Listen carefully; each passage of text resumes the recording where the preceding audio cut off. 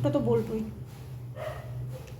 কালকে রাত্রিবেলা আমার ছেলে উঠে কি করেছে দেখবে, দাঁড়াও। এ দেখো, সে রাজমা ভিজিয়েছে। আচ্ছা, রাজমাটা এতটাই ভিজিয়েছে, সেদ্ধ করার পরে এখানে হয়েছে, তুলে রেখেছি অর্ধেক, আর এই দেখো এখানে এত রান্না, কত রাজমা দেখো। কন্টেনারে যা রাজমা ছিল সব ভিজিয়ে দিয়েছে। সে নাকি ভালো করে খাবে, শুধু রাজমাই খেয়ে যাবে। আজকে ভালো কথা। আর আজকে সেটাই আজকে সকালবেলা টিফিন হবে, তার সকালের টিফিন হবে রাজমা আর রুটি।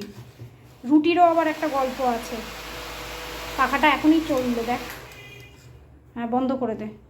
তো রাজমাটা দিই, তারপরে তোমাদের রুটির গল্পটা বলছি। হ্যাঁ, তোর বেশি করে রাজমা।